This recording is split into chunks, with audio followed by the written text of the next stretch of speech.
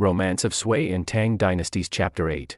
The text opens with this very somber verse, Dian Jiangchen.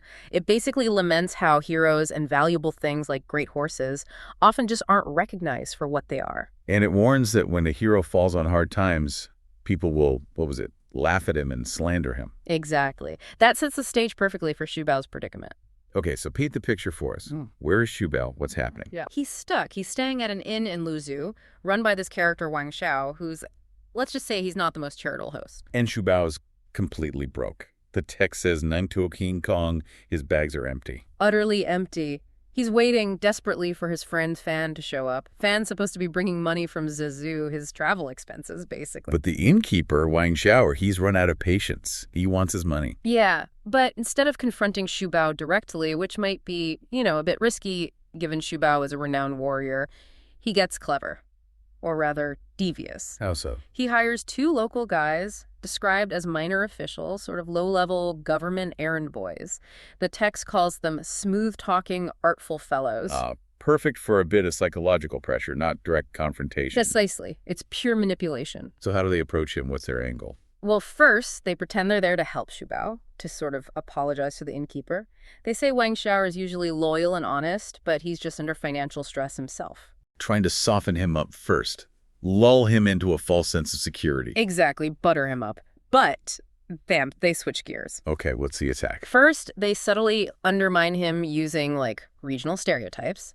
They imply that Xu Bao, because he's from Shandong, is naturally renexing to duo, impulsive, maybe a bit reckless. Discrediting the person, not just the debt.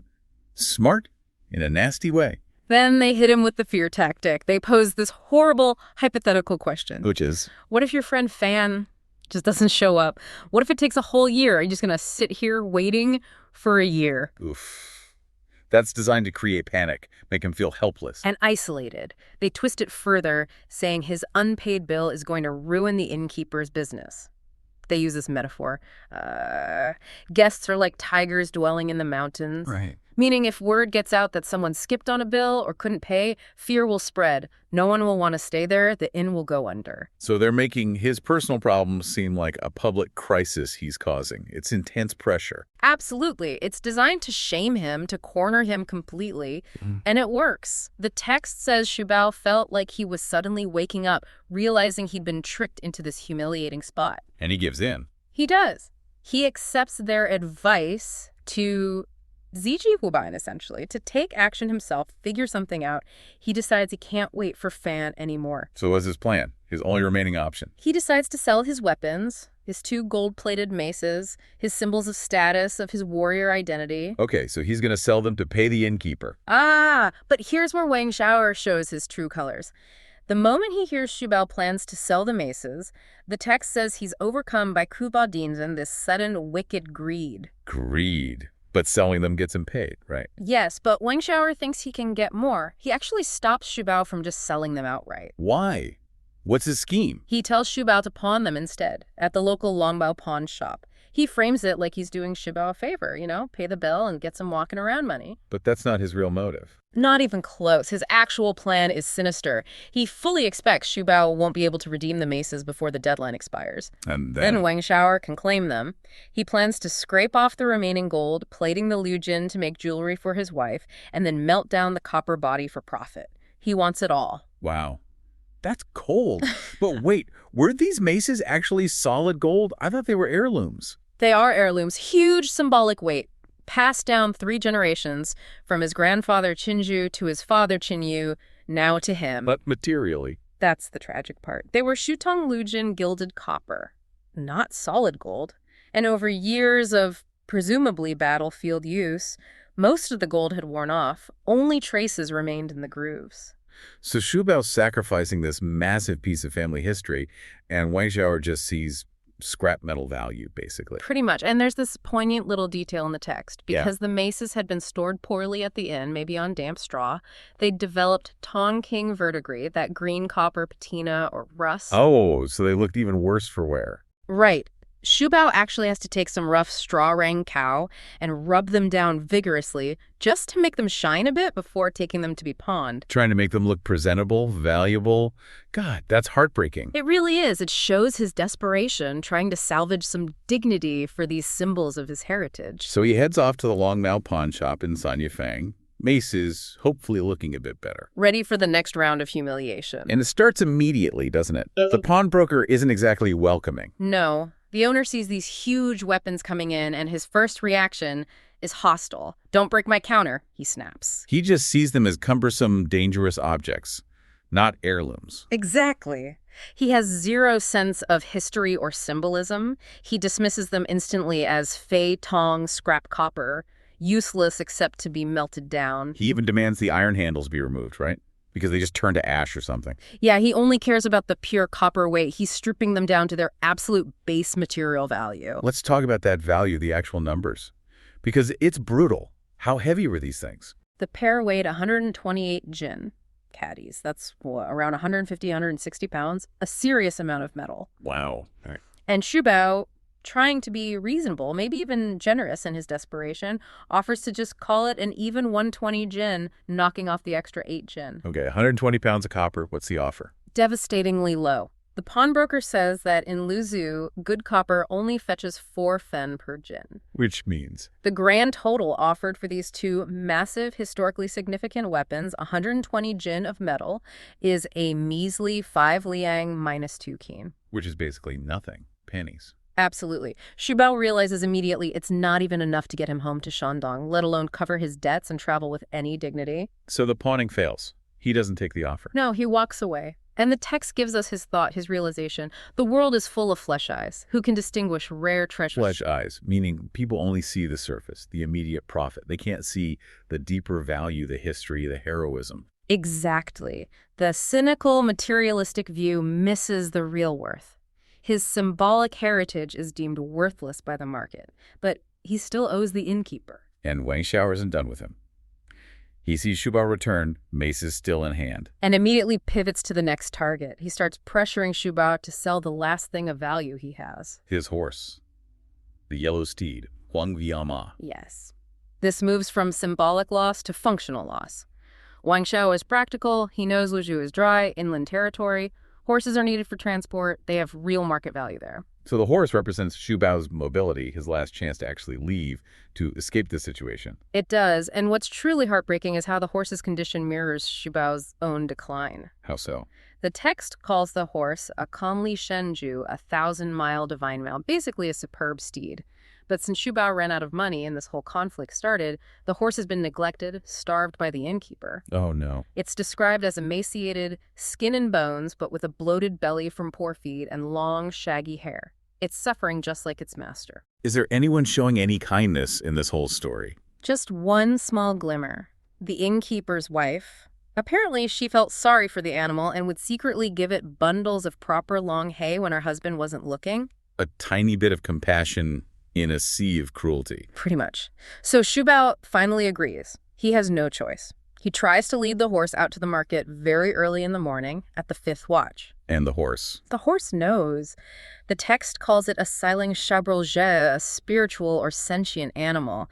It understands it's being taken to be sold. And it resists. It plants its front hooves firmly on the threshold of the inn door, digs them in, and refuses to budge. It doesn't want to leave its master. Wow. That's incredibly moving. What does Xu Bao do? This highlights Xu Bao's character. The text explicitly says he has immense strength, enough to, quote, drag out a tiger. But he can't bring himself to use that force on his loyal, suffering horse. His compassion holds him back. He won't hurt the animal, even in this desperate moment. Exactly. Which unfortunately gives Wang Xiao his opening for the final act of cruelty. What does he do? The cruel-hearted innkeeper grabs a menchuan, a heavy wooden bar used to lock the door, and just brutally strikes the horse hard on its hind legs 2 or 3 times. Forcing it out through pain. Forces it to leap forward out of the doorway. And then, adding insult to injury, Wang Xiao slams the inn door shut behind them. Locking him out. Essentially. And yells after him, "If you can't sell it, don't come back." Xu Bao is now truly exiled, stripped bare. In the sources we have, they captured this moment of intense vulnerability, just perfectly. You really see how fast reputation, fortune, it can all just vanish. Yeah, almost overnight. Exactly. And the big question is, what does a hero actually look like when he's, well, brought down to the level of a beggar? The market's reaction here tells us pretty much everything about how quickly real value gets ignored when your status is gone. Is that the core lesson right there, then? Yeah. That status isn't really intrinsic, it's just transactional until you can prove it again. That's a great way to put it. Shu Bao is still the hero inside. The horse is still this incredible war machine, but the world. They only see them through this filter of poverty. So they're invisible, or worse, targets for ridicule. So Shu Bao somehow manages to drag himself and this magnificent but, clearly starving animal to the West Camp horse market. But instead of getting interest from serious buyers... He is mockery. Absolute mockery. People are actually shouting at him, pointing. Yeah, telling him to get out of the way, that he's just a poor man leading a sick horse. He walks around the market circuit again and again, and there's just silence, no bids. Nobody even asks about the horse. Wow. And the sources say he turns to the horse and thinks they're both just completely dejected or downcast. Exactly. And this is where the text gives us this piece of kind of cultural wisdom. It steps back from just Shu Bao's situation and explains the bigger dynamic of perception. We get this saying, a person when poor speaks in a low voice. A thin horse with long hair doesn't look fat. Oof. So your appearance completely dictates your authority, your value. Completely. If you look poor, your voice doesn't carry weight. And your animal, no matter how good, is automatically seen as worthless. This is a pretty brutal economic lesson. It is. And they use this really big comparison to hammer it home. They say, a well-fed cat is stronger than a tiger. A parrot with damaged feathers is worse than a chicken. So the rich basically have no patience for anything that looks broken or needs work. Precisely. They won't buy a project horse. It's like wealthy investors today maybe not wanting a fixer-upper. They want something turnkey, something that proves its value immediately, the second the horse looks like it needs effort. It's beneath them. Right. They're buying the image of success, not necessarily the potential. And that image is shattered even further by Shu Bao's own physical state. He's been running on empty since 5 in the morning, apparently, just walking around in a daze, totally exhausted, hungry, defeated. So the sources really link that physical hardship directly to how he's perceived, like it's a moral failing or something. It's a vicious cycle, isn't it? He's exhausted because he's poor, but the exhaustion makes him look even less valuable. And actually, that sheer exhaustion leads to this crucial mistake, which, funny enough, breaks the cycle. Okay, so what happened? Well, the narrative shifts because of this blunder born of desperation. The horse, starving, spots these green stalks, autumn greens, apparently that an old farmer is carrying, and it just lunges, violently knocking the poor guy right over. Oh, wow. Shu Bao must have been mortified. He snaps out of his daze, rushes to help. But the farmer, interestingly, is described as old but strong. He's unharmed. And here's the critical part. His immediate focus isn't his fall or his scattered stuff.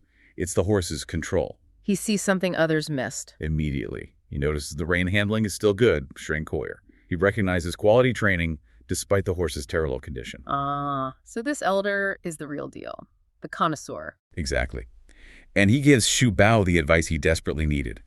Buy gold must go to the gold connoisseur. He basically asks him, why are you trying to sell this amazing, albeit sick, horse to these rich kids who only want something flashy and ready to ride? You're wasting your time here. So the market value isn't objective quality. It's just about the buyer's immediate shallow needs. That seems to be the lesson, yeah. It's a tough one. So what does the elder suggest? He offers to guide him, for a pretty fair broker fee, actually, just 1 tael of silver, and he gives him a specific referral. Go 15 little west to a place called Zhuang, the Two Worthies village. It's owned by Shan Johnson. Shan Johnson, that name sounds important. Very. He's famous, a hero himself, known specifically for befriending other heroes, and crucially, known for gifting exceptional horses to his friends. And Shu Bao's reaction? It's like waking up from a dream, or maybe a drunken stupor, as the text implies. He suddenly realizes he completely forgot, or neglected, to seek out this famous host. He regrets waiting until he's absolutely desperate. It's that classic idiom, right? Digging a well when you're already thirsty. Oh, man. So he feels ashamed of his condition. Deeply. He laments his ragged clothes and haggard face. He feels he's in no state to appear before a potential peer, a fellow hero.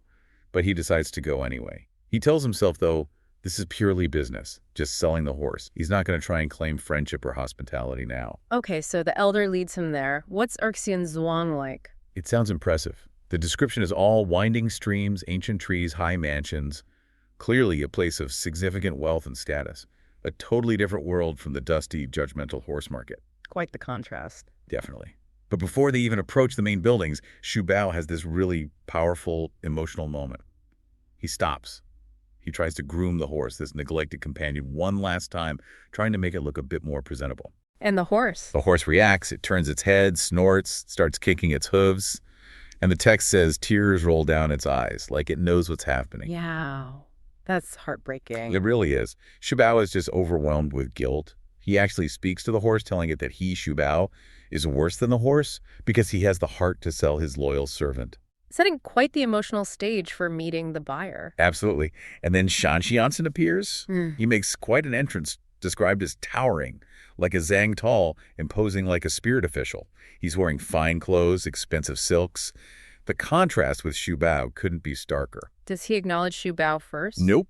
Shan Xianxin's expertise is immediate.